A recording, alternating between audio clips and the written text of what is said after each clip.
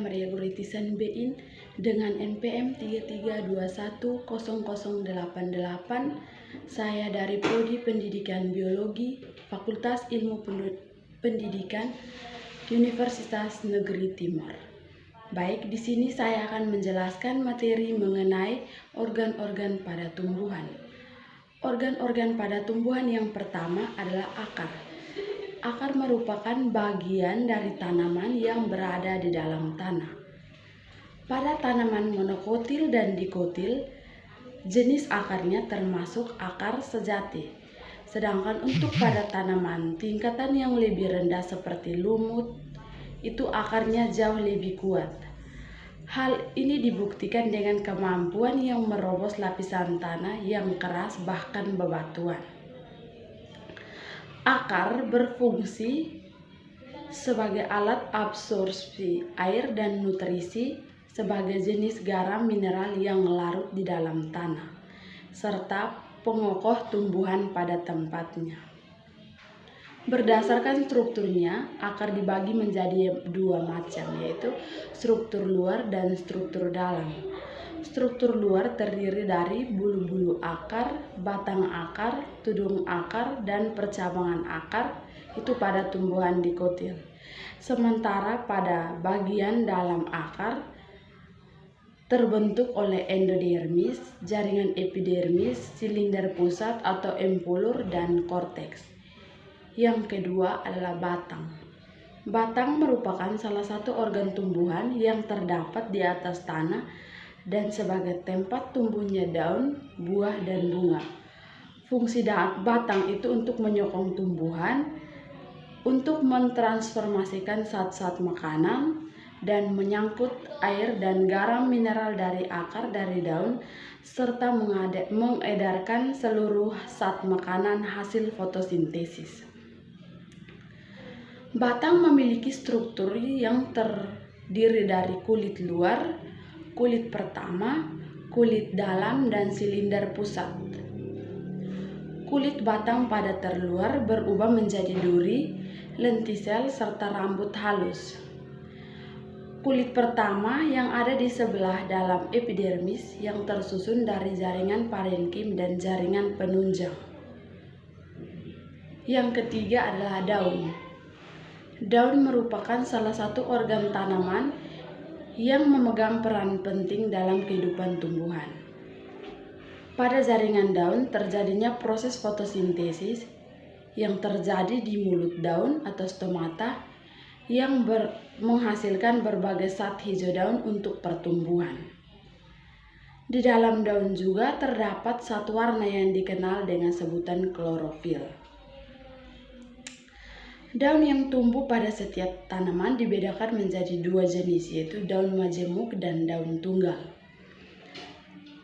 Dilihat dari susunannya dan karakteristiknya, daun majemuk dan daun tunggal itu memiliki karakteristik yang masing-masing.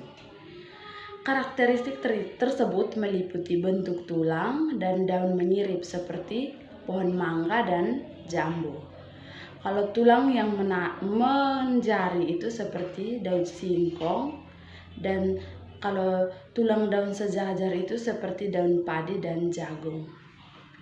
Daun tersusun atas beberapa bagian yang bisa kita amati secara langsung dari irisannya yang melintang. Susunan tersebut adalah epidermis atas, mesofil, berkas pembuluh angkut, dan epidermis bawah. Fungsi daun yang pertama tempat memasak zat makanan yang diserap oleh akar sebagai alat pernapasan tumbuhan, tempat terjadinya penguapan air, bisa juga sebagai tempat cadangan makanan dan alat perkembangbiakan. Daun memiliki dua struktur, yaitu yang pertama struktur luar daun itu dibedakan kembali dari beberapa daun berdasarkan bentuk daun, yaitu berwarna hijau, melebar, dan pipih. Berdasarkan bentuk tulang daun, yaitu menjari, sejajar, dan menyirip.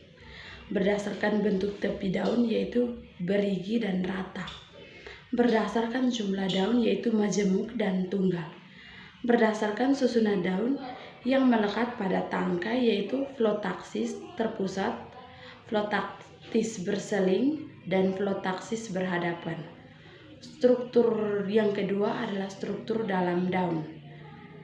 Struktur dalam daun terbagi menjadi beberapa. Yang pertama, epidermis. Epidermis yang ada di bagian permukaan atas dan bawah daun. Epidermis memiliki lapisan yang disebut kutikula.